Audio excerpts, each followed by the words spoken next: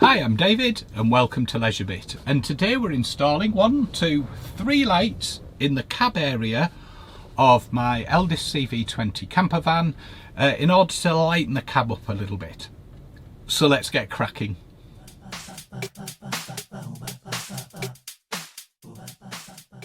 So today we're fitting these 3 lights in the cab area. They're LED lights and I picked them up, they were around £20.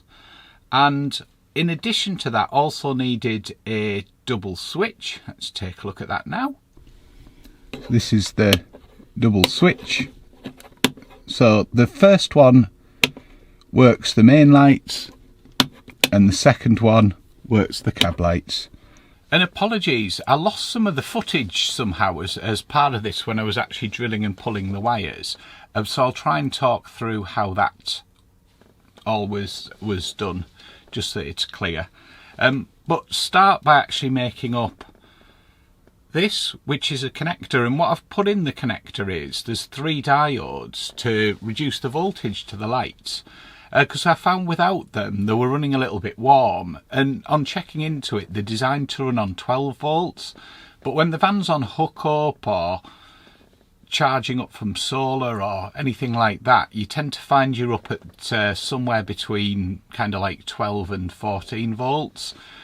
So it's a little bit much to run their lights, and obviously when things run warm they tend not to last as long as they should. So the 3 diodes, which we'll take a look at, I'll show you how to do that, are just in there. This then plugs into the little lighting distribution point.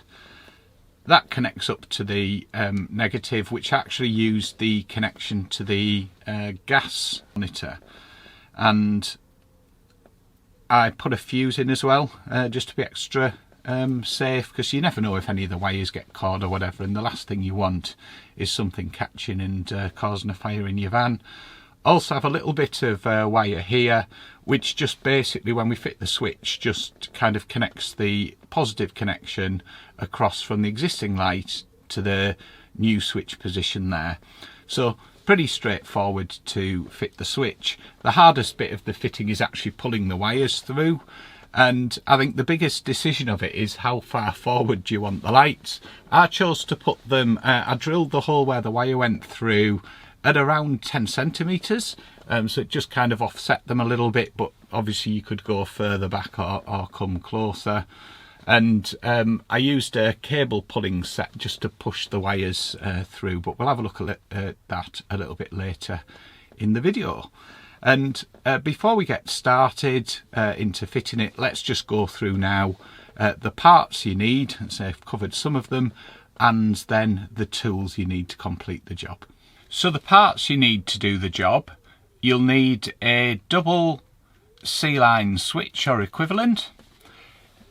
You'll need some wire to make the small piece, just to make the bridge. You will need a fuse holder and a DC connector, and I've popped a link in the description where you can get one with the cable already attached, so it saves faffing on soldering that up. You'll need 3 diodes to go in there. You'll need some heat shrink, and you will need the light set, most importantly. And that's everything you need to for the job as far as parts go, and you can pick those up. I think the total cost somewhere in the region of £30. So the light set's about £26 for the switch, and then for the ancillary bits about another £4. So let's have a look at what tools we need to do the job now. So we'll be using a soldering iron, so any soldering iron should do the job. And also you'll need some solder, some wire strippers. Again, you don't have to use the same ones I've got, it's just the sort of things we'd need. Some either wire cutters or electrician's scissors. I used a pair of pliers just for some of the job, just for sorting through, but you can probably get away without those. You'll need some means of cable pulling, this little cable pulling set. You could get away, I think, without it, but it would just be a little bit faffy because you've got to kind of pull the cable up through here into the back. You will need a screwdriver. I'd suggest the electric ones are dead handy for taking screws out and getting them part way in, but it's worth just doing the final tighten manually just so it doesn't damage where it's screwing into. A heat shrink gun or a heat gun of some sort. I use this smaller one because it's a little bit more directive, and I think if I had one of the big paint stripper type guns, you end up melting everything. Some insulating tape. Now, you could use insulating tape rather than actually use the heat shrink, but I kind of find over time insulating tape tends to sometimes start coming unstuck, whereas heat shrinks, it's a tube that you shrink down, so it just gives that better fit. And you'll need a drill, and I used a 8mm drill bit, but it's basically the size you need to give you enough room to get the connectors on the lights through and also get the pulling rods in. Just used a couple of these, you screw them together and you can just tape the wire on and then push it through or pull it through. So they're generally very handy for doing jobs on the van, all of those tools. Okay, so let's move on now and let's just go through the preparation. When I did this, it was not quite in the order that we did it, but knowing what to prepare actually makes the job easier if you want to do something similar. And just a reminder, if you do not feel confident with electrics, please get somebody to do it, an auto electrician, and because what you don't want to do is create an issue or heaven forbid end up with a fire due to things being connected up wrongly. And just to remember, the reason I put the diodes in is these are 12 volt lights, and a lot of LED lights work on two principles, either constant voltage or constant current. And these ones are constant voltage, and they're expecting around 12 volts. If it's slightly under, doesn't matter, because you hardly notice the difference. But as I say, without the diodes in, when I was on hookup, they were running a little bit warm, so definitely need to think about that, kind of a general tip around that, and just check the specification to make sure you've got the right ones and cover it off. Now, there are other solutions that you can use to kind of stabilise the voltage, such as you can get devices where you feed in and it'll take anywhere from about 3 volts up to about 20 odd volts or wider range than that, and it'll give a constant 12 volts out. The only trouble with those for things like this, they're quite inefficient, so you lose probably between 10 and 20% of the power you're putting in, whereas the diodes just drop the voltage down. So not perfect, but it's cracked it completely. And I'm actually really pleased with this job. It's made a massive difference. Anyway, enough of me waffling. Let's get cracking. So the light covers just screw off and screw on like this. They're just threaded in this particular set.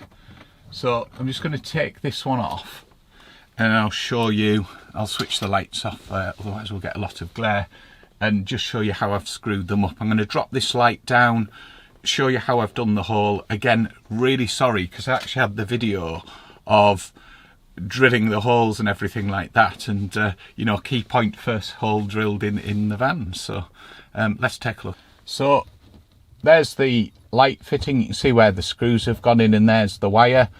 And as I say, just made a hole big enough so that we can push the wire through and be able to feed it then along. And to screw it back up, so use these little screws, line it back up so I don't make a lot of different holes.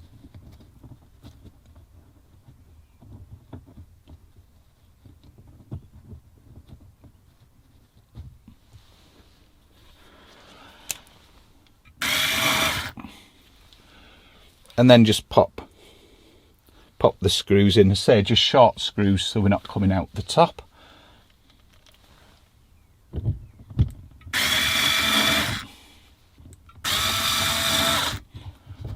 There we go, nice and solid.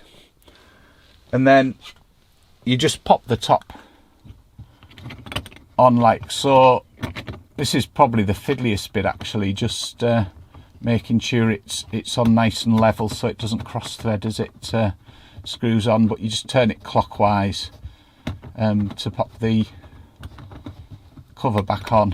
It helps actually if you just hold the diffuser when you're doing that. There we go, nice and tight. Let's check we haven't broke it. There we go. And there's the all of the 3 lights on there. You should just be able to see. So I'm just going to show you how to remove the surround here, and I'm just using a little plastic trim bit. You can use a screwdriver, but you can just get it under then, and then just prise it off. And then once you get it loose, they are quite fragile, so it's worth just taking a bit of care as we go through. And then that just comes off like that, clips back on. And we're going to remove these 2 screws to do it. As you can see, I've already fitted this bit, it's to the double one, so we're just looking back over. But you just take those 2 screws out and it lifts out, and you'll see that in as we go through of how we've connected that up. And that's where we use this little bit of bridging wire to connect across. I've also taken the side off around the side here, just to get easy access to it, because it makes it easier when pulling through. And when we bring the cables up, they actually come up behind here. I didn't want to take all of this off because there's screw covers and things like that, so it probably would have been easier, but obviously you end up needing to replace screw covers and things, so I managed to do it, and the wires kind of come from the lights along and then down. So I've removed this old switch and just disconnected the wires, and then just put this double one in its place and just checking that works. And on testing it, I've put at the top, we've got the positive feed on, in this fan it's on the brown and the blue, and then the green and the blue is actually feeding to the lights, so we can just check that still works. So at the moment we've just swapped that over, and we're going to use the second switch, so this one, to fit the cab lights that we're going to install. So these are the lights I'm going to be fitting. That's the back, that's the front, and you can just unscrew the front face like so. And I went for the warm white colour, and then they'll just screw up like that. There's a little diffuser in as well. Just pop that one back together. I'm going to fit 3 of them, one above the passenger seat, one above the driver's seat, and one in the middle here somewhere, just to make sure there's plenty of light. Just going to do a quick check now. That's the box they came in. They're about £20 for those ones, but they match in reasonably well with the other lights in the van with the chrome surround. So I've made a little very small circuit up that has 3 diodes in series, and what that'll do, it'll drop the voltage down from about 13.5 volts down to about 12, just to make sure the lights aren't running on too high a voltage, and just make sure it doesn't warm them up or they wear out quickly. So just going to heat shrink that in and connect it up. It also acts as a safety net as well, because if there's an overload, just pop one of those diodes. Solder that on now, and then we're going to connect the negative up to the, and now we'll just heat shrink that down.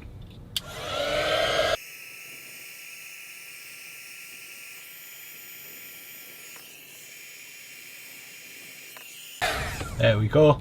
And just a note of caution, you probably spotted something there. When I was soldering, the soldering iron's connected to the earth, and the earth's connected to the negative, so just make sure the power's off when you're doing it. It's a good tip, that. So we'll screw that back up now, and then we'll put the cover on. So to get into it, so I can get a screwdriver in, I've just taken the heating control panel off, so we should be able to get into there. To review what's behind there, so we'll undo that other screw. So as we can see now, see the back of the wires in there, but we can get in now to box it up. So I've run the light there and then just pulled the cable and just tucked it behind here. There's the second and there's the third one, and you can see the cables just coming out here. And then what I'm going to do, so that's just at the edge, is just pull them up into the back of the control panel there. Let's bob the screw back in there, and just before we finish off we'll just check it's working. There we go, yeah, still working. So we just need to connect the negative up next and put the cover on first.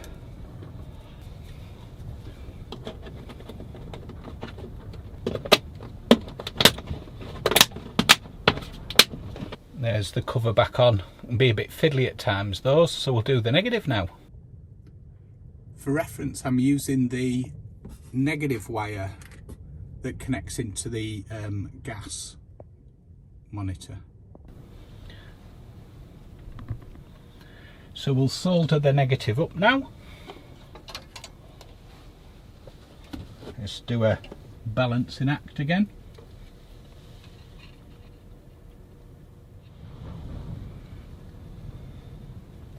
There we go, that's done. The reason I'm soldering them is just to make sure there's a good connection and we're not going to have loose connections later on. So that's all of our soldering done now. And I'm just going to put a bit of insulating tape now on that negative just to make sure it's all protected. There we go, that just finishes that off. Just going to tidy the wires up a little bit now and then pop the side bit back on. While I've been on, I've also cut down the edge of this just so that I've got a bit of extra storage space just behind where the controls are, but I've left enough room to get the camper control module in behind with plenty of room, so I'll box the back of that in later, but for now I've cut it to size, which is to cut across there. I actually cut it at 24 centimetres, but you could bring it in much further if you're not wanting to install anything behind it. So just pop those screws back in now. Just going to pop the little screw caps back on now that came off, just to keep it neat and tidy. So there we go, there's a quick look how we've fixed it up there. And as I say, I'll put something on the back of this, but that's not a job for today. But it gives all that extra storage space around the side there, handy for tucking things in. It's actually quite surprising what a difference it makes. You can just see it behind my head there, but you can see the amount of light that comes down, and it just turns the kind of dark cab at night into something quite usable. So really pleased with the job. So there we have it. Fitting 3 LED lights in the cab of this Fiat Ducato based Elddis CV20 Campervan that just lightens things up significantly, makes it a much more usable area, and I'm really pleased with the job. But I'd love your comments. Would you do anything different? Anyone done different types? Because I think a few people maybe tried putting, you can put a strip along the top. I just fancied it this way because it gives a nice downlighting into the cab. I went for the warm white lights as well because I really like the warm white rather than the cooler white, but you can get them in different colour contrasts. So there we go. I say the hardest bit's probably routing your wires there, and obviously if you're not used to it, kind of soldering up that initial piece. Give us a shout if anyone has any problem with that, and I'll try and help out. But there we go, lighting up the cab in the Fiat Ducato Elddis CV20 Campervan. Thank you for watching. I hope you found this helpful, and please leave any comments, thoughts or suggestions. If you're enjoying the content, really appreciate if you subscribe to the channel as well. It just helps the channel grow and it's massively appreciated. Until next time, bye.